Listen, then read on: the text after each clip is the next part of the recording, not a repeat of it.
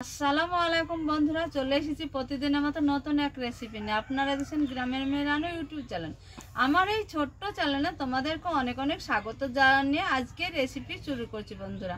আজকে দারুণ স্বাদের রেসিপি নিয়ে এসেছি বন্ধুরা, সকলের পছন্দ রেসিপি। আশা করছি তোমাদের খুবই ভালো লাগবে। শুরু থেকে শেষ পর্যন্ত আমাদের সঙ্গে থাকো, স্টেপ বাই স্টেপ দেখতে থাকো।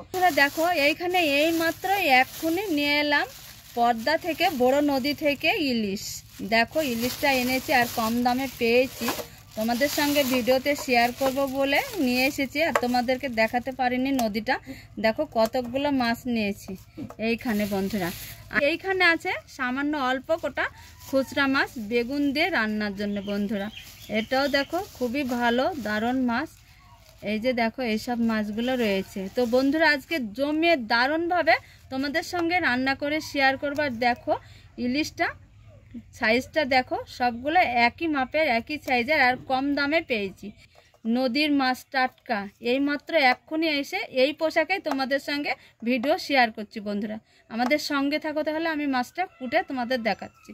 দেখো বাংলাদেশের পদ্মার ইলিশ কেটে বেছে ধুয়ে নিয়ে একদম পরিষ্কার করে নিয়েছি আর নিজেই মাছটা গিয়ে নদী থেকে জল থেকে জেলেরা উঠে আসলে সেই মাত্রই নিয়ে এসেছি বন্ধুরা। একদম টাটকা মাছ। বাজারে কিনতে গেলে এই মাছের দামটা বেশি লাগে বন্ধুরা। আর দেখো 500 টাকায় 2 কেজি ইলিশ দিয়েছে। আর বড় 1-1.5 কেজি ওজনের ইলিশে 400 টাকায় একটা 1.5 কেজি ইলিশ পাওয়া যাবে বন্ধুরা। তো এখানে লবণ, শুকনো লঙ্কা গুঁড়ো দিয়ে দিয়েছি। এবার দিয়ে দেবো একটু সামান্য হলুদ দিয়ে মাছটাকে ম্যারিনেট করে নিব।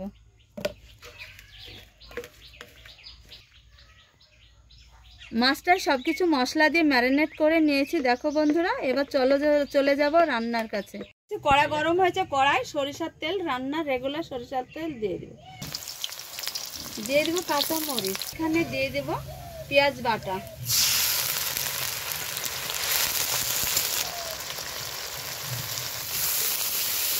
তো দেখো তোমরা মশলাটা খুব ভালো করে কষিয়ে নিয়েছি। আর এইখানে নিয়েছি সরিষা বাটা, সরিষা বেটে আমি ছাঁকনাতে ছেঁকে নিয়ে সরিষা বাটার জলটা দিয়ে দিব।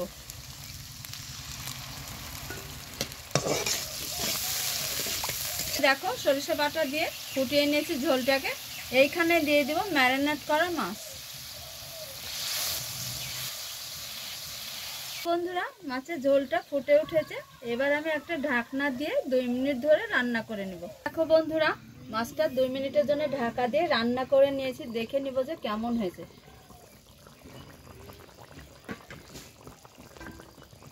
কালারটা দেখো, ইলিশের ঝোল আজকে কালার দেখো, কালার দেখে দারুণ লাগছে আর লোভনীয় আজকে ইলিশ।